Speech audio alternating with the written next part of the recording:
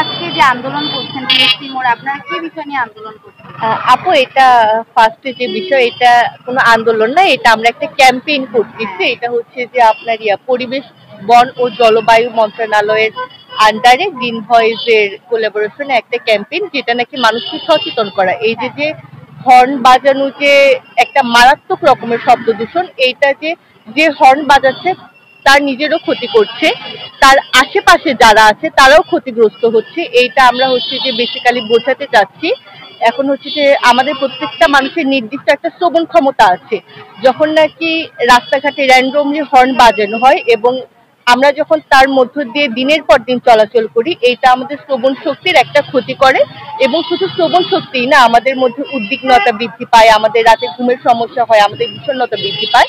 তো এইটা আর কি আমরা মানুষকে সচেতন করার চেষ্টা করছি যে আমরা হর্ন বাজাবো না অপ্রয়োজনে।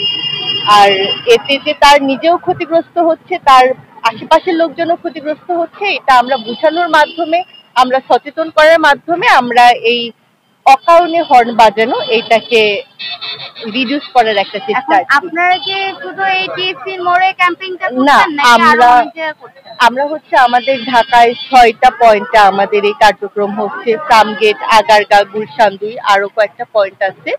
তো মানে এইটা হচ্ছে যে আমরা এর আগেও ক্যাম্পেইন করেছিলাম মৎস্য ভবন, তারপর হচ্ছে সচিবালয়ের ওইদিকে। তো এইটা আমাদের ইচ্ছা আছে যে আমরা পুরা ঢাকার মানুষকে আপাতত হচ্ছে এই সচেতন কার্যক্রমের আওতায় নিয়ে আসবো। আপনি এই যে ক্যাম্পেইন গুলো যে করছেন, এগুলোতে আপনি সুবিধা কি পাচ্ছেন ঠিকমতো?